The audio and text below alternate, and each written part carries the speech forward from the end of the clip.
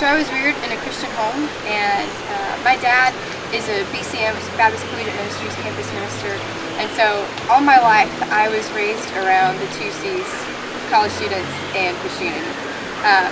And at the age of 6 was when I actually made Jesus my Lord and Savior of my life, and He took control of every part, every aspect of who I am.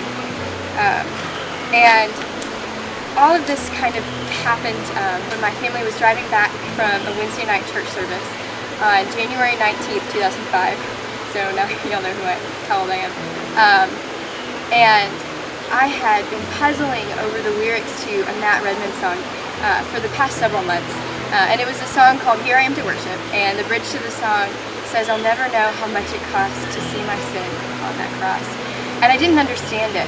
I didn't understand how you could have something that was worth something, but you couldn't comprehend the price for it. It was immeasurable. And I was just thinking about the concept of something that is immeasurable and how Jesus' sacrifice for us is immeasurable because our sin is so great. And as I began to think about that and process that even more, suddenly it began to start to make a little bit of sense. While I couldn't fully comprehend it, I knew that Jesus' sacrifice for me wasn't something that I could just ignore. And I couldn't hear about it, and I couldn't understand even a small part of it, and just move on with my life. And so I heard that song on the radio again that night, and for the first time in my life, it actually clicked.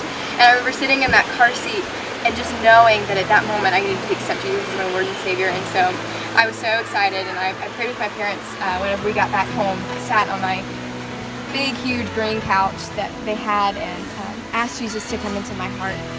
And from that moment on, dedicated my life to serving Him. And it wasn't without its challenges. Whenever I was 8, on my 8th birthday, we moved from Texas to Georgia.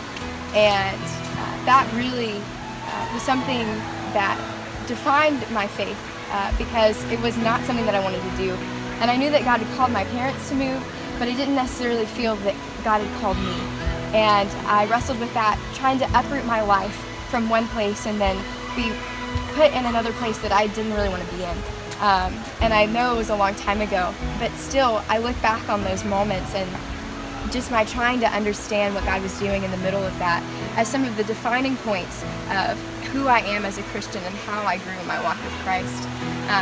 And as I got older, there were definitely times where I'd struggle with my identity and my self-worth and my self-confidence.